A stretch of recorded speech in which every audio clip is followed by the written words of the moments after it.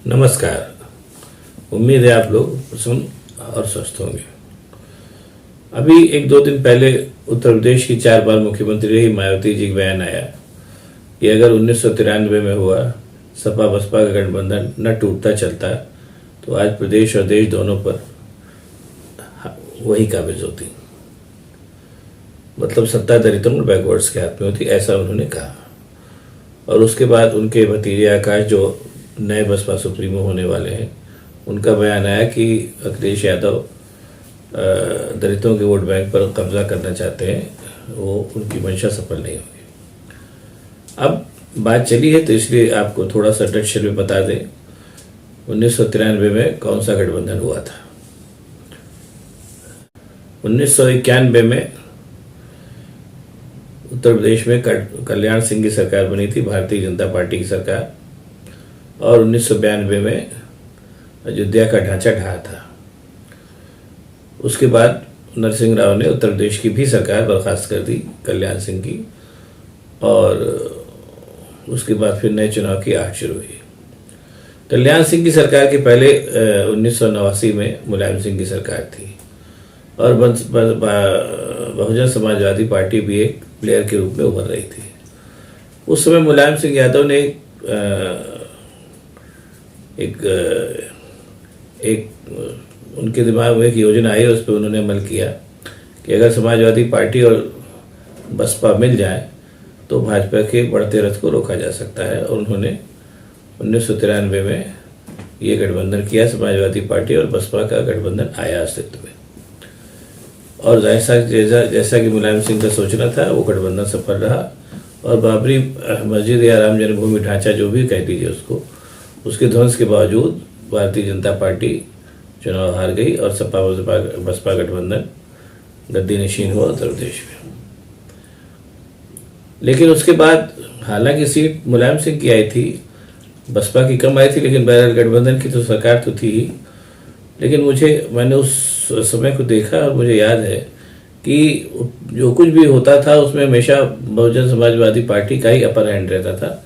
मुलायम सिंह ने एक तरीके से अपमान सह करके भी उस गठबंधन को चलाना चाहा, लेकिन फिर उसे बहुत जल्दी ही 95 में मायावती के अंदर मुख्यमंत्री बनने की इच्छा जागी और उन्होंने उस गठबंधन को तोड़ दिया।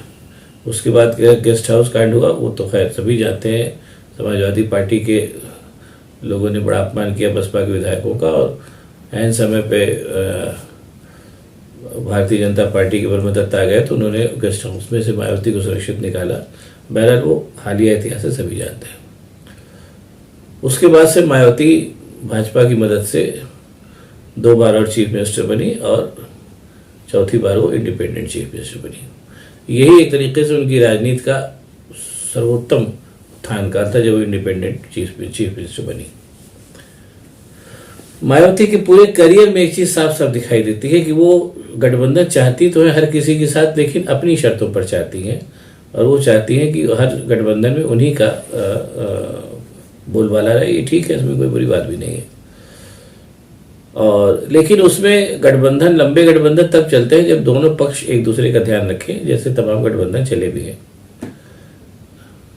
लेकिन मायावती ऐसा नहीं, वो हमेशा अपना अपर हैंड चाहती है। ये बात तभी तय हो गई जब बाद के दिनों में फिर अखिलेश यादव ने मुख्यमंत्री बनने के बाद मायावती से गठबंधन किया, तो उस गठबंधन में भी मायावती ने उसको, जब 10 संसदीय सीटें बसपा को मिल गई तो उस गठबंधन को भी अलविदा कह दिया। उस गठबंधन में भी मायावती के अपने विचार थे, अखिलेश यादव के अपने विचार थे, वो एक अपनी जगह है। लेकिन जिस अफरा तफरी में उस गठबंधन को तोड़ा गया, वैसे गठबंधन उस अफरा तफरी में और आरोप प्रत्यारोप के बीच जब तोड़े जाते हैं तो बहुत आस नहीं जगती, जैसा मायावती के साथ हुआ।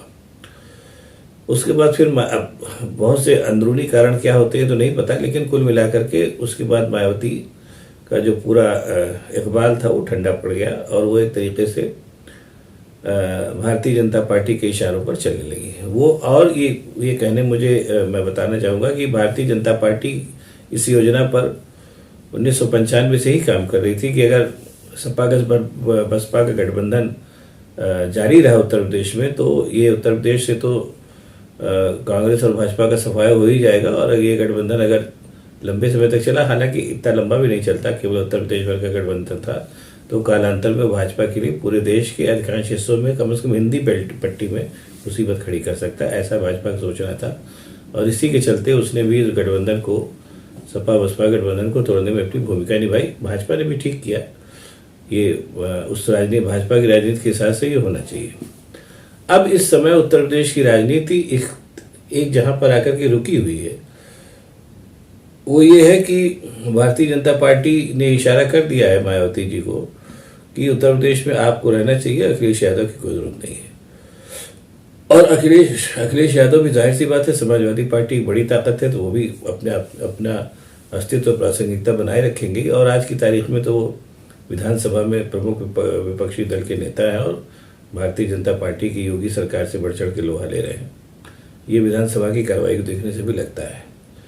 अब यहीं पर मायावती जी को एक बात और सोचनी चाहिए, अगर जब वो सच्चाई बता रही हैं तो पूरी तरीके से बतावें कि जिस गठबंधन की बात वो कर रही थी, वो गठबंधन कहीं न कहीं उन्हीं की हठधर्मिता से टूटा। और बाद में जो गठबंधन हुआ उसमें भी उनकी हठधर्मिता का ज़्यादा हाथ था बनिस्बत अखिलेश यादव की।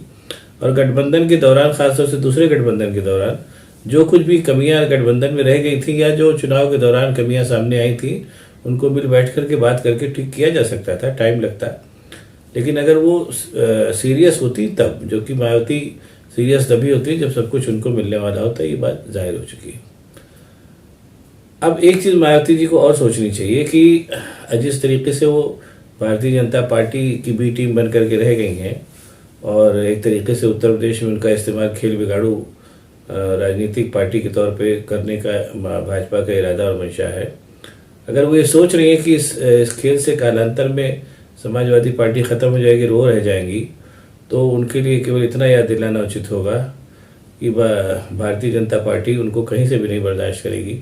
और भारतीय जनता पार्टी ने जिस तरीके का खेल मध्य प्रदेश में और महाराष्ट्र में किया है, वहाँ की चुनी हुई सरकारों को गिरा करके, उससे उनको ये सोचना चाहिए कि अगर वो कालांतर में उत्तर प्रदेश में बच जाती है, जैसा कि उनको उनके लोगों ने समझा दिया, जिसने भी समझाया हो, कि भारतीय जनता पार्टी अखिलेश के कमज़ोर होने के बाद उनको भी सरवाइव नहीं करने देगी, इतना कन्फर्म है। और ये तो जब होगा आज की ही तारीख में एक तरीके से वो बीजेपी के इशारों पर चलने को मजबूर हो गई हैं।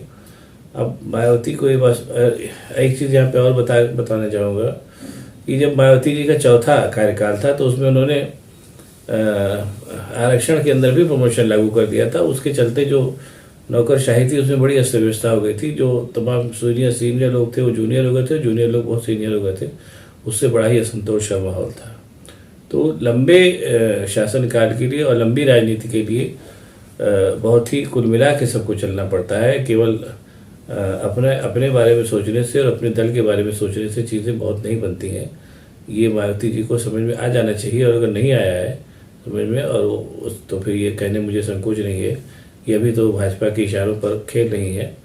और कालांतर में अगर वो और कमज़ोर हुई, कमज़ोर तो अभी ही काफ़ी हो गई हैं, लेकिन अगर वो और कमज़ोर हुई तो भारतीय जनता पार्टी को उनको निकलते देर नहीं लगेगी। ये बात वो समझ जाए तो अच्छी बात है, नहीं समझेगी तो कालचक्र है, अपना काम करता ही है, उसमें कोई क्या कर सकता है। लेकिन आज की तारीख में मायावती जी का कुल उतनी ही प्रासंगिकता है कि वो भाजपा के कहने पर उत्तर प्रदेश में खेल बिगाड़ने का काम कर रही हैं। आगे के देखिए क्या होता है। और अगर आपको ये वीडियो हमारा पसंद आया तो इसको शेयर करिए, लाइक करिए और मेरे चैनल को भी लाइक करिए, ताकि मैं आपको और भी इस तरीके के वीडियो बना करके दिखा सकूं। बहुत बहुत धन्यवाद। नमस्कार।